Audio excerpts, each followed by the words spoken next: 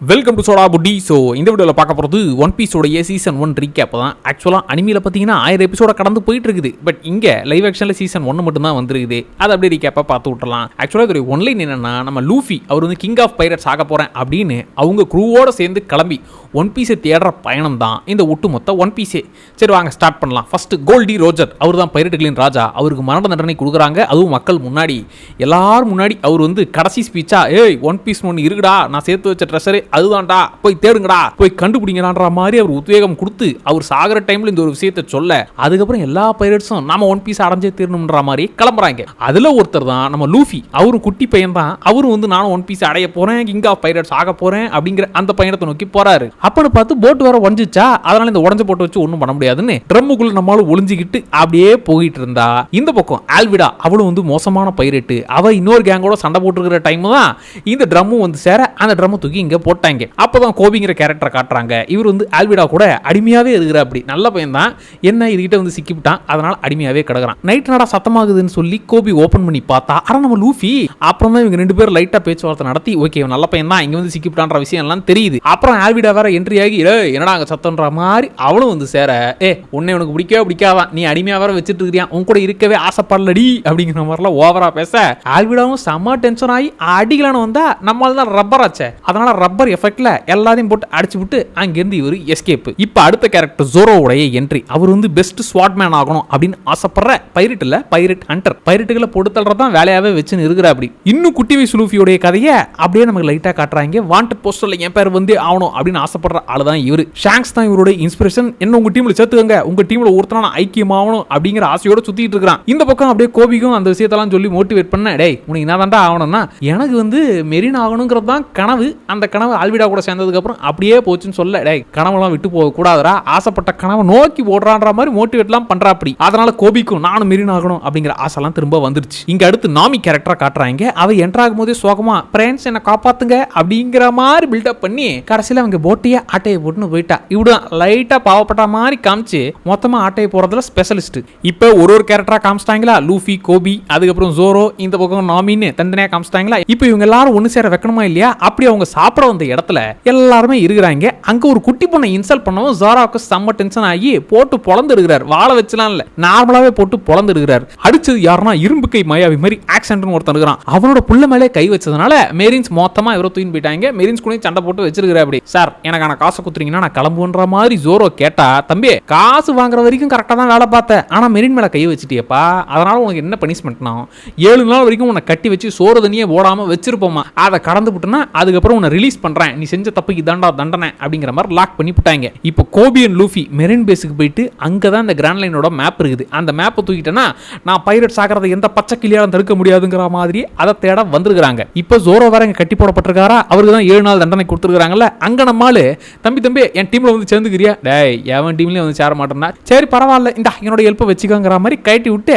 நம்மால் இப்ப பேஸுக்குள்ள போறா. அப்படி இங்க உள்ள போய் ஆட்டையை போட வந்தா அங்க நாமியும், நானும் இதே வேலையா தான்டா வந்திருக்கேன் கிரீச் அப்படிங்கிற மாதிரி அவளும் இந்த மேப் ஆட்டையை போட தான் உள்ள வந்திருக்கிறா. டேய் இங்க தான்டா இருக்கு, இதுக்குள்ள தான்டா இருக்குன்னு சொல்லி நாமியும் லூஃபியும் கண்டுபிடிச்சிட்டாங்க. ஆனா இவங்க இருக்கிறத மெயின் ஆளுங்க கண்டுபிடிச்சிட்டாங்க. ஐயோ தப்பிச்சாவணும்னு நம்மால் ரப்பர் உதவியோட அப்படியே எஸ்கேப் ஆயின்னு வந்துட்டாங்க.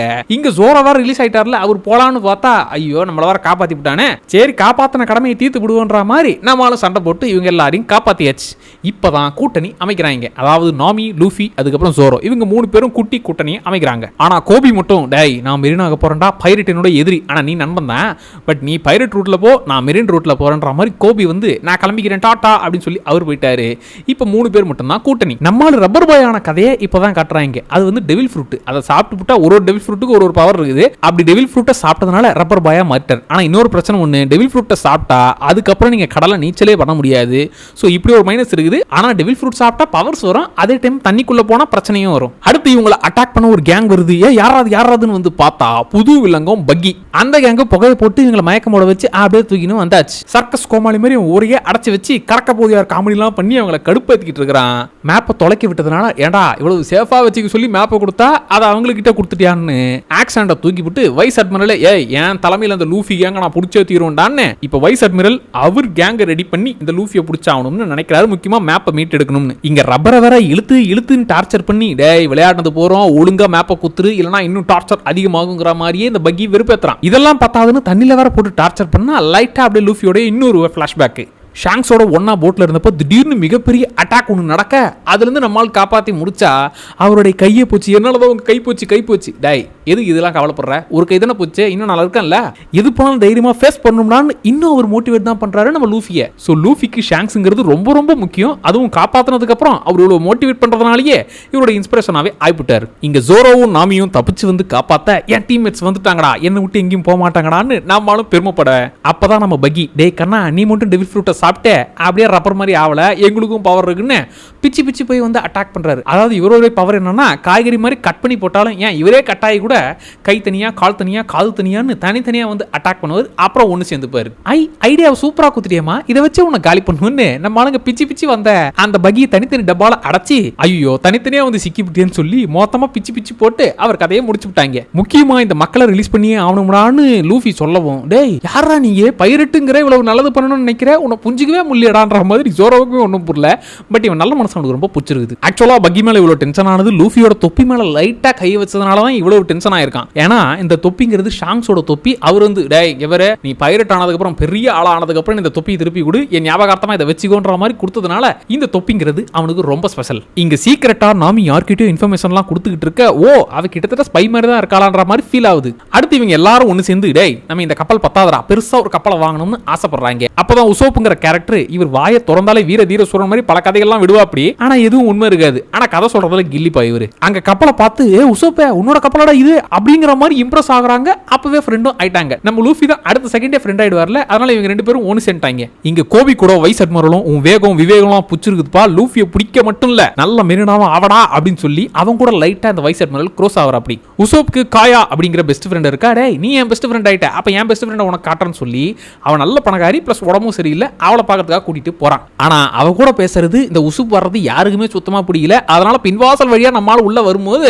டக்குன்னு எல்லாரும் பிடிச்சிட்டாங்க. டேய் நீ எதுக்கு இங்க வந்திருக்கிற, வராத போ அப்படிங்கிற மாதிரி எல்லாரும் அனுப்ப பார்க்க அதுக்குள்ள காயாவே என்ட்ரி ஆக அப்ப கூடவே இருக்கிற கண்ணாடிக்காரன் இந்த கேங்க பார்த்தாலே சுத்தமா அவளை எதுக்குடா இங்க வந்திருக்கீங்க அப்படிங்கிற மாதிரி பார்க்க காயா மட்டும் தான் ஏய் டென்ஷன் ஆகாதப்பா என் ஃப்ரெண்டு பையன் அவன் ஃப்ரெண்ட்ஸை கூட்டு வந்திருக்கான்ற மாதிரி சமாதானப்படுத்துறா. அப்படி சரி வந்து தொலைச்சிட்டீங்க வாங்க பார்ட்டி வேற நடக்குது, காயாவோட பிறந்த நாளை முன்னிட்டு ஒழுங்கா வந்து சேருங்க அப்படிங்கிற மாதிரி இப்ப அந்த பார்ட்டிக்கு வெல்கம் பண்றாங்க. அங்க பார்ட்டியில காயா கிட்ட பிசினஸ் பத்தி பேச வந்தா இந்த கண்ணாடிக்காரன் ஏய் இந்த பார்ட்டி டைம்ல இதை பத்திலாம் பேசக்கூடாது, நம்ம அப்புறமா பேசலான்ற மாதிரி வேணும்ட்டு அவாய்ட் பண்றான். அதாவது இவகிட்ட பிசினஸை பத்தி இல்ல வேற யாராச்சும் ஏதாச்சும் ஒரு விஷயத்த பேச வந்தா எல்லாரையும் அனுப்பிச்சு விட்டு இவன் மட்டும்தான் கூடவே இருக்கிறான். ஆக்சுவலா இவனோட வேலையே மொத்த சொத்தையும் ஆட்டையை போடுறதான். அதுக்காக தான் இவளை கண்ட்ரோல்ல வச்சுக்கிட்டு வேற யாரையுமே கிட்ட வராம பாத்துக்கிட்டு இருக்கான். கரெக்டா இவளுக்கு 18 வயசு ஆகட்டும், அதுக்கப்புறம் மொத்த சொத்தையும் ஆட்டையை போடணும் தான் வெயிட் பண்றான். அதுக்கான நாளும் தான் வந்துருச்சு. இங்க நம்மால கிட்ட பேரை மட்டும் கேட்டா போறோம், அவ்வளவுதான் நான் லூஃபி கிங் ஆஃப் பைரட் ஆக போறேன்னு 16 மார்க் கொஸ்டின் மாதிரி எல்லாத்துக்கும் ஆன்சர் சொல்லுவாரா. சோ இப்படிப்பட்ட இந்த கேங்கு இவங்க கூட சேரவே கூடாதுன்னு கண்ணாடிக்காரனுக்கு சுத்தமா அவளை எல்லாரையும் வெளியே அனுப்ப பாக்குறான். நைட் டைம்ல இந்த காயா கிட்ட பிசினஸ் பேச வந்தவனை காலியும் பண்ணிவிட்டான் இந்த கண்ணாடிக்காரன். பிளஸ் ஜோரோ கூட உன்னை எங்கேயோ பாத்துருக்கேன்னு கூலி நாகார்ஜுன மாதிரி சொல்லிக்கிட்டே இருப்பாரு. கடைசியில பார்த்தா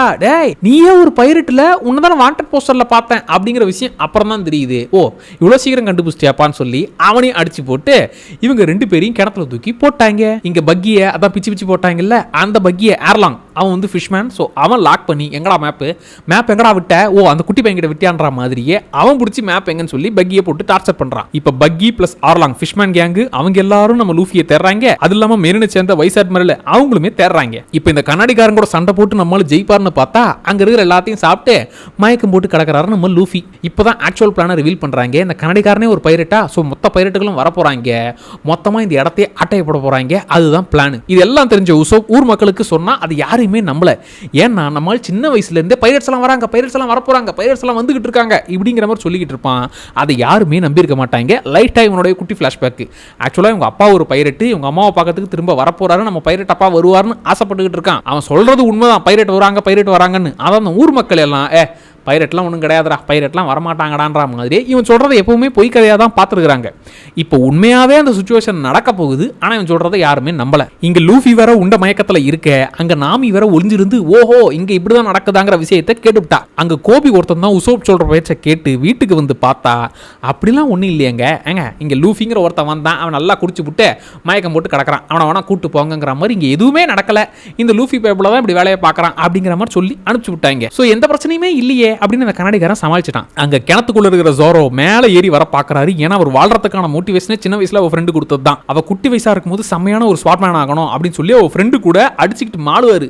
ஆனா எல்லா வாட்டியும் அவ தான் ஜெயிச்சுக்கிட்டே இருப்பா. ஏய் வளர்ந்து உன் பெரிய ஆளாகி உன் கூட சண்டை போட்டு நான் ஜெயிச்சு பெஸ்ட் ஸ்வாட்மேன் ஆகிறேன் அப்படிங்கிற அந்த ஆசையோட இருப்பாரு. ஆனா அவ அந்த ஃப்ரெண்டுங்கிறவ இறந்துருப்பா. அவளுடைய கனவையும் நான் சேர்த்து சுமக்கிறேன். உன் கூட தான் நான் சேர்ந்து சண்டை போட்டு பெஸ்ட் ஸ்வாட்மேனா ஆகணும்னு ஆசைப்பட்டேன்.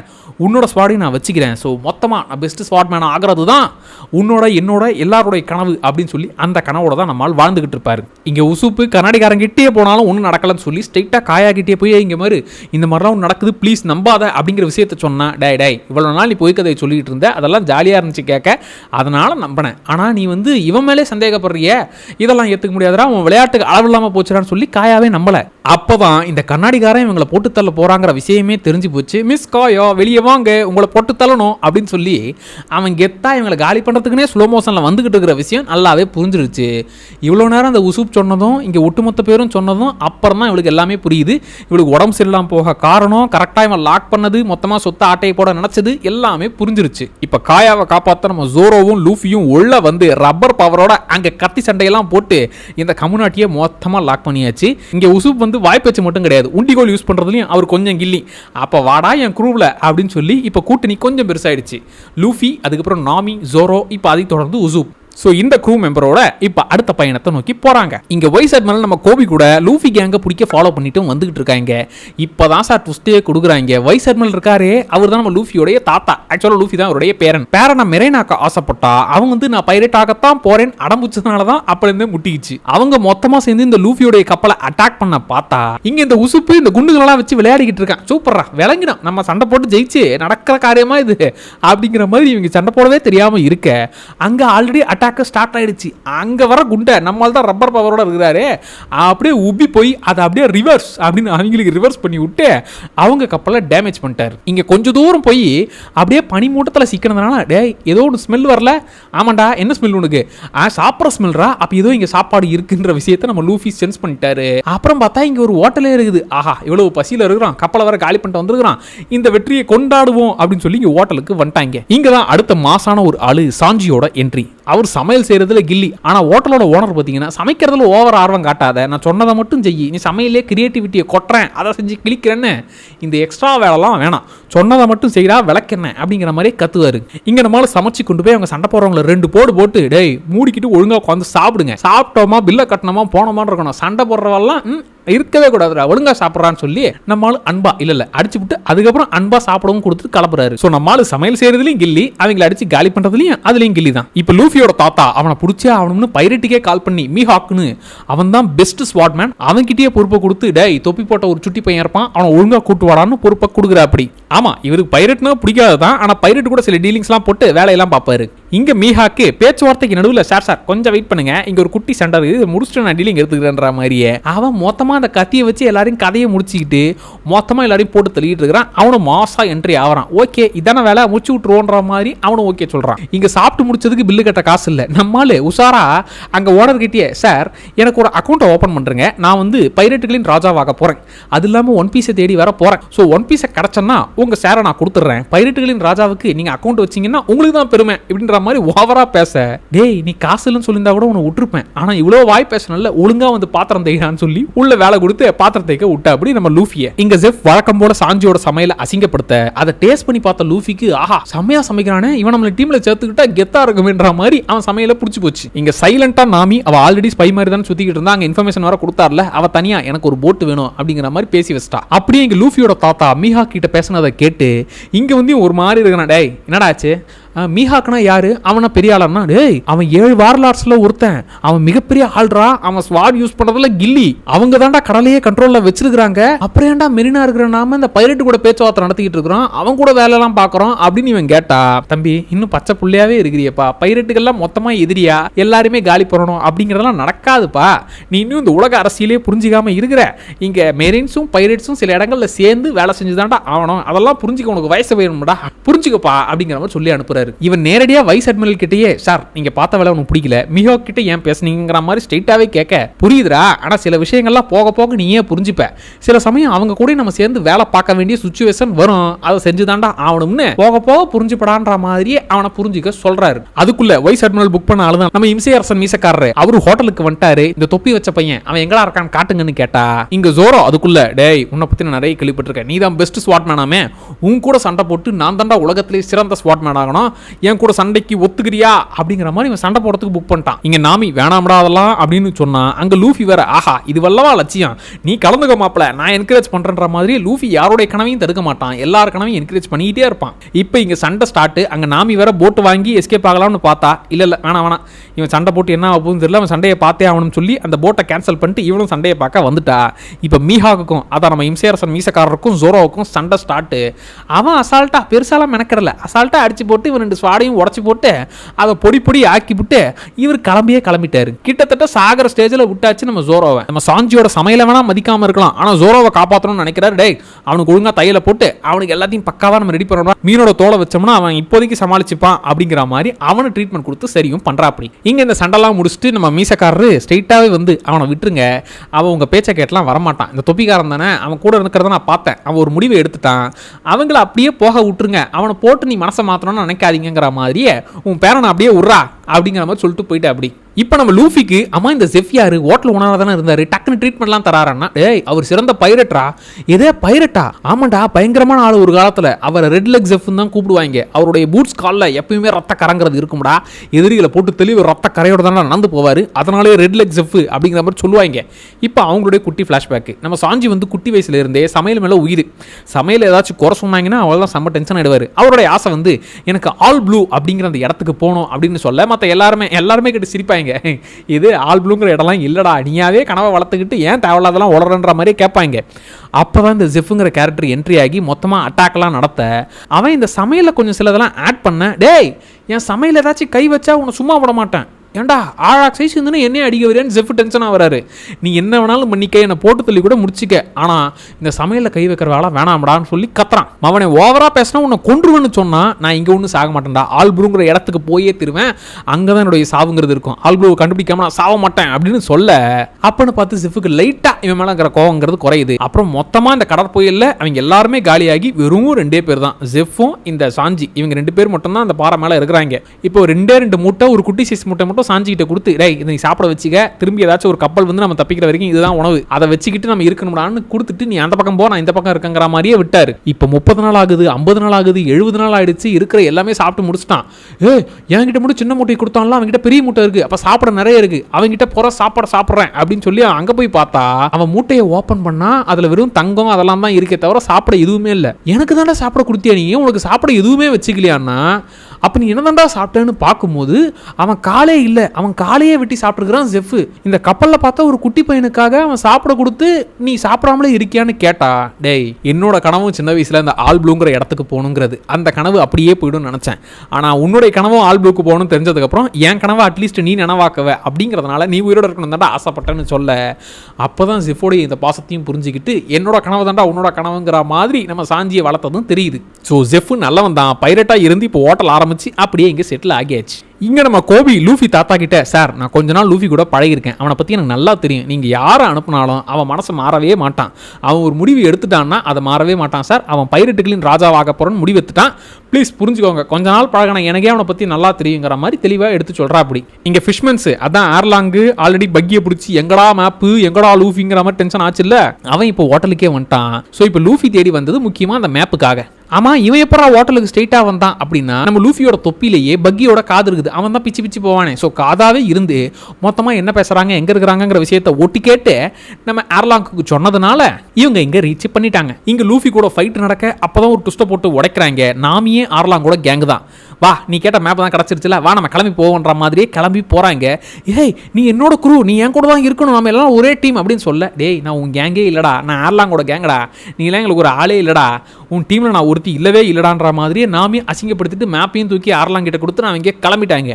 இப்ப நாமியை தேடி நாமளும் போகணும். அது இல்லாம மேப் வேற ஆர்லாங் கிட்ட இருக்கு, அதையும் மீட் ஆகணும். அது இல்லாம இந்த க்ரூல இப்ப சேர்ந்திருக்கிறது யாருன்னா சாஞ்சியும் நம்ம ஜெஃபுமே வந்து டேய் நீ ஆல் ப்ளூக்கு போகணும் தான் ஆசைப்பட்ட, அதை விட்டுட்டு இங்கேயே தங்கிட்ட, உன் கனவை நீ அப்படியே மறந்துட்ட, ஒழுங்கா நீ அவங்க கூட சேர்ந்தாதான் நீ ஆல் ப்ளூவை கண்டுபிடிக்க போவேன்னு சொல்லி நம்ம ஜெஃபும் வழி அனுப்பி வைக்க ஏன் ட்ரீமும் உன் ட்ரீமும் ஒண்ணுதான்டா, அந்த ட்ரீமை நனவாக்குங்கிற மாதிரி சொல்லி அனுப்புறா. அப்படி சரி இப்ப ஆர்லாங் இருக்கிற இடம் எப்படி தெரியும்னா அதான் தலையை தூக்கிட்டாங்களே, இப்ப எனக்கு ஹெல்ப் பண்றா வெண்டக்கா அப்படின்னு சொல்லி அவன் தலையை தூக்கின்னு வந்துட்டாங்க. இப்ப பக்கியோட உடம்பு ஆர்லாங் இருக்கிற இடத்துல தான் இருக்குது, அதனால வேற வழி இல்ல, ஹெல்ப் பண்ணி தான் ஆகணும். இப்ப நாமியோட கதையை காட்டுறாங்க. சின்ன வயசுல திருடிட்டு வந்ததை அவங்க அம்மா கண்டுபிடிச்சு திட்டுவாங்க. ஏய் எதுக்கு திருடிக்கிட்டு இருக்கேன்னா அதெல்லாம் ஒன்றும் கிடையாது, முதல்ல நீ என்னோட ஒரிஜினல் அம்மாவே கிடையாது, எனக்கு வேணும்னு ஆசைப்பட்டா நான் திருடிட்டேன், நீ என்னமோ ஒரிஜினல் அம்மா மாதிரியும் என்னோட ஒரிஜினல் தங்கச்சி மாதிரியும் எதுக்கு ஓவர் பாசம் காட்டுறீங்க அப்படிங்கிற மாதிரி இவங்க எடுத்தவங்க கௌத்தம் தான் பேசுவா.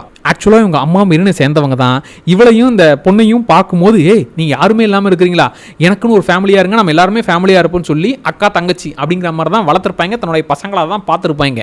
அவங்க கிராமம் மாசம் இந்த ஏர்லாங் குரூப்புக்கு காசு கொடுத்தே ஆகணும். இப்போ இவங்க அவங்க தங்கச்சி கிட்ட போய் பேசினா அப்பதான் அவ ஆக்சுவலா இவன் ஏன் இப்படி போனாங்கிற அந்த கதையவே சொல்றா. இங்க மெரின்ஸ் ஆக்சுவலா காசு வாங்கிட்டு ஏர்லாங் செய்யறதெல்லாம் கண்டுக்காமலே விட்டுட்டாங்க. அதனால ஏர்லாங் கூட கட்டுப்பாட்டுக்குள்ள தான் இந்த கிராமமே இருக்கு. இங்க வாழணும்னா மாசம் 1 லட்சம் பேரி ஒருத்தருக்கு கொடுத்தே ஆகணும், சின்ன பசங்கன்னா 50,000 பேரி கொடுத்தே ஆகணும். இப்படி இவங்க அம்மா இவங்க 2 பேரையும் ஒளிஞ்சுக்க சொல்லிட்டு இந்தாங்க அப்படின்னு சொல்லி என் பங்கு 1 லட்சங்கிற மாதிரி கொடுத்துருப்பாங்க. டேய் இங்க பிளேட் 3 இருக்குது, அப்ப இங்க எக்ஸ்ட்ராவா ஆளுங்க இருக்கிறாங்க போலையான்னு போது இந்த 2 குட்டி பசங்களும் மாட்டிக்கிட்டாங்க. ப்ளீஸ் இவங்க 2 பேருக்கு நான் காசா வச்சுக்கோ, என்னுடைய காசு வேணான்னு சொல்லி இவங்க காலியாக ஆக்சுவலாக அவங்க அம்மாவை போட்டு தள்ளியாச்சு. வெறும் இந்த குட்டி பசங்களுக்கான அந்த 1 லட்சம் பேரி தான் கொடுக்கப்பட்டிருக்கும். இவங்க பசங்களை காப்பாற்றுறதுக்காக அவங்க அம்மா உயிரையே விட்டுருப்பாங்க. இங்க ஹோட்டலுக்கு வைஸ் அட்மிரலே வந்து ஆமா இந்த லூஃபி எங்கடா அதான் தொப்பி போட்ட பையன் அவனை பாத்தியான்னு கேட்டா ஆக்சுவலாக நம்ம ஜெஃப் வந்து இந்த பாரு அடுத்த ஜென்ரேஷன் வந்துட்டாங்க, அவங்களுக்கான ட்ரீமை நோக்கி போக போகிறாங்க, அதனால் அவங்கள புரிஞ்சுக்கிட்டு வழி விடுறதாண்டா நல்லது, அதை புரிஞ்சுக்கோடான்னு சொல்லி வைஸ் அட்மிரலுக்கு இவரே அட்வைஸ் கொடுக்குற. அப்படி அவங்க அம்மாவை கொன்னதுக்கு அப்புறமா அந்த ஏர்லாங்கோட குரூப்லேயே சேர்றதுக்காக நாமி போயிருப்பா. நான் உனக்கு தேவைப்படுவேன், ஏன்னா நான் மேப்பை சூப்பராக வரைவேன், உனக்கு அது தேவை, அதனால் நான் உன் கேங்கில் சேர்ந்துக்கிறேன், அதுக்கு பதிலாக எனக்கு ஒரு ஆப்ஷனு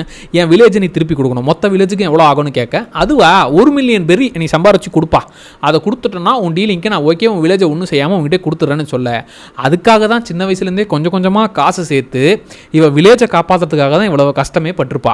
இப்போ அடுத்த பிளான் ஆர்லாங் என்ன பண்ணுறான்னா மொத்தமாக எரிச்சு விடுங்கடா, மொத்த இடத்தையும் காலி பண்ணுங்கடா, நம்ம யாருன்னு காட்ட போகிறோம், இவங்க யாரையுமே நம்ம சும்மா விடக்கூடாதுன்ற மாதிரியே அந்த கொக்கோ வில்லேஜை மொத்தமாக அட்டாக் பண்ணியிருக்கிறாங்க. இங்கே நாமி நம்ம வில்லேஜை காப்பாற்றுறதுக்காக தான் இவ்வளோ கஷ்டப்பட்டோம், ஆனால் அந்த கஷ்டம் எல்லாம் வீணா போச்சேன்னு கவலைப்படும் போது ஏய் நாங்கள் பார்த்துக்கிறோம், என் க்ரூவில் ஒருத்தி அதுவும் என் ஃப்ரெண்டாக இருக்கிற உனக்கு ஏதாவது ஆச்சுன்னா சும்மா விடுவோமா அப்படின்னு நம்ம லூஃபி கூட அகெயின் கூட்டணி அமைச்சு இப்போ இந்த ஃபிஷ்மேன் கேங்கை நாம சமாளிப்போன்ற மாதிரி ஒட்டு மொத்தமாக போய் அட்டாக் பண்ண போகிறாங்க. இங்கே ஜோரோவும் சாஞ்சியும் மொத்தமாக அட்டாக்கை ஸ்டார்ட் பண்ண அங்கே உசூப் தனியாக அவர் ஓடி போய் அவர் பங்குக்கு அவரும் அட்டாக் பண்ண ட்ரை பண்ணுறா. அப்படி நாமி லூஃபி நம்ம மெயின் தலையான ஆர்லாங்க அவனை நம்ம சமாளிச்சாகணும்னு அங்கே அடிக்க வந்துட்டாங்க. இங்கே பக்கியம் டே என் உடம்போடு என்ன சேர்த்துருங்கடா, உங்களுக்கு ஏதாச்சும் நான் ஹெல்ப் பண்ணுவேன்டான்னு சரி போய் தொலை அப்படிங்கிற மாதிரி விட்டா நம்மளால் ஒன்று சேர்ந்த உடம்போட இப்போ எஸ்கேப் ஆயிட்டாரு. இப்போ இங்கே லூஃபியும் ஏண்டா இவ்வளோ ஒரு மனுஷியாவே பார்க்காம வாசையவே புரிஞ்சுக்காம இவ்வளோ ஒரு வெப்பன் மாதிரி யூஸ் பண்ணியிருக்கிறல்ல மாவாடா, நீ சேர்த்து வச்ச அந்த மொத்த இடத்தையும் அழிச்சன்னா நீ இவ்வளவு நாள் சேர்த்து வச்ச மொத்தத்தையும் காலி பண்ணுறதான்னு அந்த இடத்தையே ஒட்டு மொத்தமாக அழிக்க டே டே டே இதை எதுவும் பண்ணாதா அப்படிங்கிற மாதிரி அதை மொத்தமாக முடிச்சு விட்டு என் ஃப்ரெண்ட்ஸ் மேலே கையை வச்சா அவனை இதாண்டா நடக்கும், எவனையும் நான் சும்மா விட மாட்டேனான்னு அவனுடைய மொத்த சாம்ராஜ்யத்தை அழிச்சாச்சு. இங்க சண்டெல்லாம் முடிஞ்சதும் நம்ம உசூப் வந்து ஊர் மக்கள் கிட்ட ஹலோ நான் தான்ப்பா, நான் ஒரே ஆளா எல்லாரையும் என் ஒண்டிகோல வச்சே முடிச்சு விட்டேன், மற்றவங்களுடைய ஹெல்ப்லாம் எனக்கு தேவையில்லை அப்படின்னு அவங்கள பார்க்கும்போது ஓ வந்துட்டாங்களா அப்படின்னு இல்லை, நான் தனியாக மட்டும் சமாளிக்கல, மற்றவங்களும் லைட்டாக அப்பப்போ ஹெல்ப் பண்ணாங்க, பட் நான் தான் மெயின் கேரக்டர்ப்பா அப்படிங்கிற மாதிரி ஊர் மக்களுக்கு இவன் போய் கதையை சொல்லி அவங்கள நம்பவும் வைக்கிறான். அங்கே லூஃபியோட தாத்தாவும் வந்தாச்சு டேய் இந்த லூஃபி அரெஸ்ட் பண்ணுங்கடா அப்படின்னு சொன்னா நம்ம கோபி முன்னாடி வந்து இல்லை இதை நான் செய்ய மாட்டேன், ஆக்சுவலாக இங்கே பிரச்சனை யார் பண்ணது ஏர்லாங் தான், ஏர்லாங்குக்கு சப்போர்ட் பண்ணி இந்த மெரின்ஸ் தான் எதையுமே செய்ய விடாமல் இந்த வில்லேஜ் அழிய பார்த்தாங்க, இந்த வில்லேஜை காப்பாற்றினதே லூஃபி தான், அதனால இந்த ஒரு விஷயத்தை நான் செய்ய மாட்டேன் சார் அப்படின்னு இவருடைய ஆர்டரையே எதிர்த்து பேசுறான். இங்க தாத்தாவே நான் இவன் கூட சண்டை போட்டுக்கிறேன்டான்னு சொல்லி லூஃபியை ஒரு வழி பண்றாரு,